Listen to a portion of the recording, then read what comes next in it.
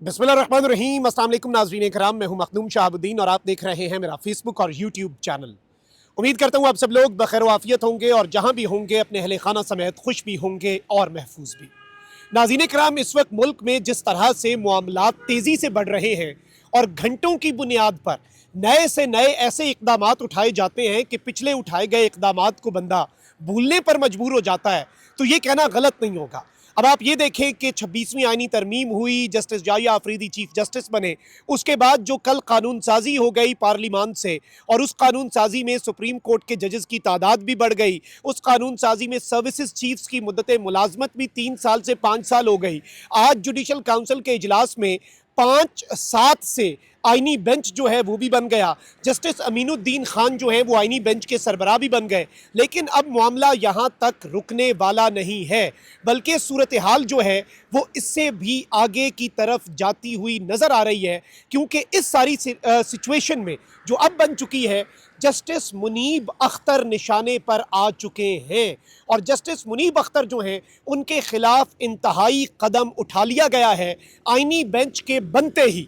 यानी सब कुछ आप कह लें कि एक ऑर्गेनाइज तरीके से चल रहा है, सब कुछ सिंक हुआ है और हर चीज़ जो है वो बिल्कुल इसी अंदाज में चल रही है कि एक स्क्रिप्ट के मुताबिक जैसे मामलात होते हैं। अब इस सब के अंदर जो सुप्रीम कोर्ट ऑफ पाकिस्तान में हुआ वो तो हम सब ने देखा। वैसे मैं इसमें आपको ये बता दूं कि जस्टिस अमीनुद्दीन खान साहब जो हैं वो आईनी बेंच के सरबराह होंगे और 7 रुकनी ये आईनी बेंच जो जस्टिस अमीनुद्दीन खान साहब की सरबराही में बनाया गया है, पहले ये खबर आ रही थी कि 8-4 से ये होगा। आज हमने देखा जुडिशल कमीशन में 7-5 से बेसिकली ये मामला बना। अब इसमें जो सबसे इंपॉर्टेंट नुक्ता है वो चीज़ समझने वाली है कि जी जुडिशल कमीशन के मेंबरान कौन कौन हैं। अब जुडिशल कमीशन के मेंबरान की हैयत और इस आईनी बेंच को और इस आईनी बेंच के सरबराहान को पढ़ने वाले वोट्स को देखें तो ये चीज़ वाज़ेह हो जाएगी कि इस आईनी बेंच के लिए और जस्टिस अमीनुद्दीन के लिए उनकी अपनी सुप्रीम कोर्ट से एक वोट भी नहीं पड़ा। सारे के सारे वोट किसके थे जी?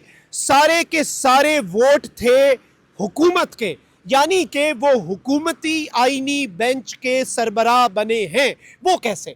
अब आप ये देखें कि जो 5 वोट इस आईनी बेंच के खिलाफ पड़े जुडिशल कमीशन में, उनमें कौन कौन है?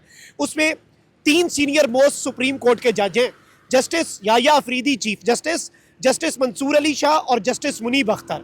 बाकी 2 अपोजिशन के अरकान उमर अयूब और शिबली फराज। अब ये 3 जजेस हैं और 2 अपोजिशन के अरकान, यानी कि किसी जज ने सिवाय अमीनुद्दीन खान साहब के, मतलब अपने आप को वोट जरूर दिया आईनी बेंच के हमारे जो नए सरबराह बने हैं जस्टिस अमीनुद्दीन साहब ने, ही वोटेड फॉर हिमसेल्फ और उनका वोट उन्हें आईनी बेंच का सरबराह बनाने के लिए इस्तेमाल हुआ, क्योंकि 7 वोट दूसरी साइड पे थे जिसमें जस्टिस अमीनुद्दीन का एक अपना वोट हो गया।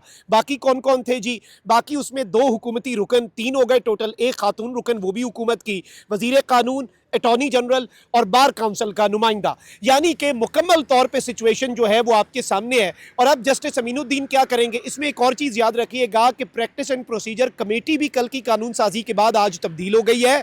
जस्टिस मुनीब अख्तर, इस वक्त एक चीज़ आपने ज़हन नशीन रखनी है कि मुकम्मल तौर पर अगर कोई बंदा निशाने पर है तो वो जस्टिस मुनीब अख्तर है, more than justice Mansoor Ali Shah. Justice Mansoor Ali Shah अभी भी प्रैक्टिस एंड प्रोसीजर कमेटी में है, justice Munib Akhtar practice and procedure committee जो है उससे निकल चुके हैं। Justice Munib Akhtar is no longer a part of practice and procedure committee. अब आपको मैं ये भी बता दूं कि सुप्रीम जुडिशल काउंसिल की हैयत जो है वो भी बदलने जा रही है। जुडिशल कमीशन की तो पहले ही तश्कील 9 हो चुकी थी। ये सारी की सारी चीजें अगर आप इक्वेशन में डालें तो इससे एक चीज वाजे मैं आपको बता दूं कि इस वक्त सुप्रीम कोर्ट में कुछ और भी चल रहा है।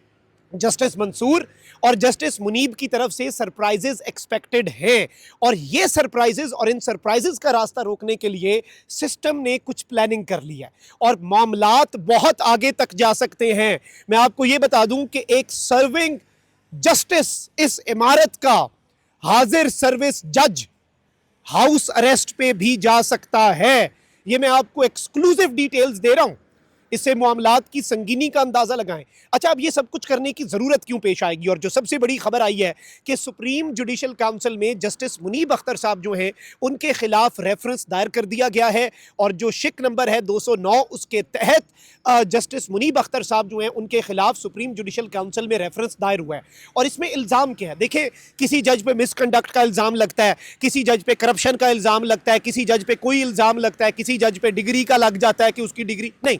जस्टिस मुनीब अख्तर पे इल्ज़ाम ये लगाया गया है, सुप्रीम जुडिशल काउंसिल में जो शिकायत है, इल्ज़ाम मुनीब अख्तर साहब के ऊपर ये है कि आप सुप्रीम कोर्ट ऑफ पाकिस्तान के अंदर मामलात को जानबूझकर ख़राब कर रहे हैं, आप सुप्रीम कोर्ट के मामलात के अंदर दखल अंदाजी कर रहे हैं, सुप्रीम कोर्ट के अंदर जजेस जो हैं एक पूरी लॉबिंग करके सुप्रीम कोर्ट में बगावत करना चाह रहे हैं, और इस जज को निकाला जाए, ये जज रहने के काबिल नहीं है।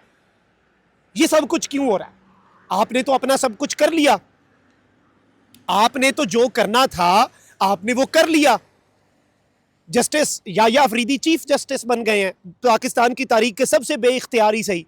अमीनुद्दीन खान साहब जो कि काजी फाइज ईसा प्रो मैक्स हैं वो आईनी बेंच के सरबराह बन गए हैं। सर्विसेज चीफ की मुद्दत मुलाजमत बढ़ गई है, सुप्रीम कोर्ट ऑफ पाकिस्तान जो है वो फतह हो चुकी है। तो फिर जस्टिस मुनीब के खिलाफ इकदाम क्यों? ये सवाल तो उठता है ना, जायज सवाल है, जेन में आता है। इसकी मैं आपको वजह बताता हूं।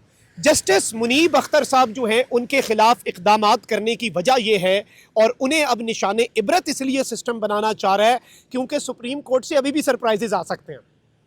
अब वो आप पूछेंगे सरप्राइज क्या है? सरप्राइज नाज़रीन किराम जो मेरे पास खबर पहुंची है वो ये है कि प्रैक्टिस एंड प्रोसीजर कमेटी की तो हैयत अभी तब्दील हुई है।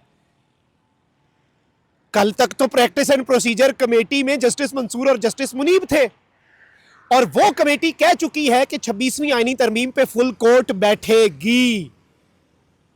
सोमवार को फुल कोर्ट बैठनी थी, नहीं बैठी फुल कोर्ट, ये हम सब ने विटनेस कर लिया, लेकिन उन्होंने फिर कहा कि इसी हफ्ते बैठेगी।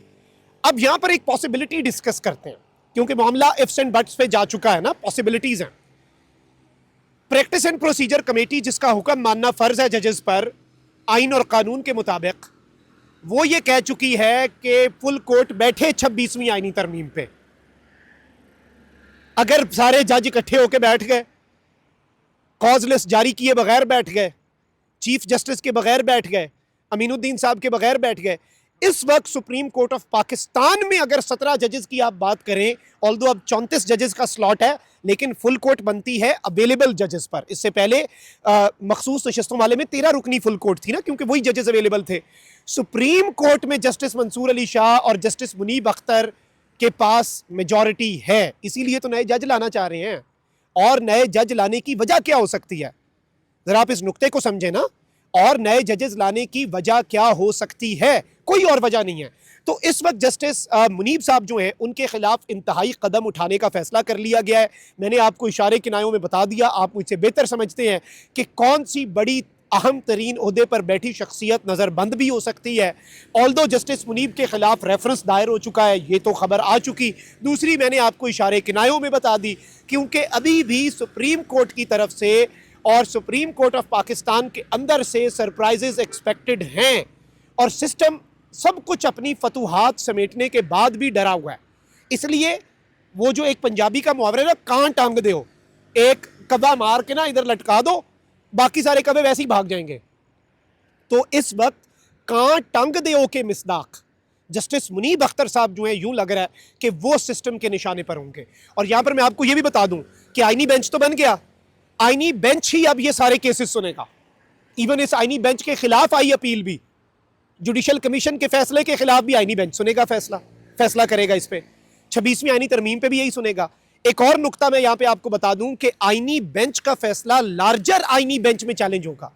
लार्जर आईनी बेंच अभी नहीं बना, वो कब बनेगा उसके हवाले से भी मेरे पास खबर है। वो बनेगा सुप्रीम कोर्ट में जब नए जज आ गए तब, क्योंकि बाकी 7 बंदे तो आपने डाल दिए, बाकियों पे तो ये ट्रस्ट ही नहीं कर रहे, बाकियों से तो डरे हुए हैं। तो ये इस वक्त सूरत हाल है। लेकिन मैं आपको सिर्फ इतना बता दूं कि all is not well for justice Munib Akhtar. इससे पहले जस्टिस मुज़ाहिर नकवी साहब को इस्तीफा देना पड़ गया, उनका तो चले केस खुल गया था। जस्टिस एजाजुल एहसन साहब को भी घर जाना पड़ गया। तो अब let's see justice Munib Akhtar साहब जो है उनके साथ क्या होता है, क्योंकि इस वक्त सिस्टम ने इससे पहले इस तरह से जजेस से इस्तीफे दिलवाए हैं। This is not something new, जजेस फारिग हुए हैं। तो ये चीज़ आपने ज़हन नशीन रखनी है। अपना बहुत ख्याल रखें। अल्लाह निगहबान। पाकिस्तान जिंदाबाद।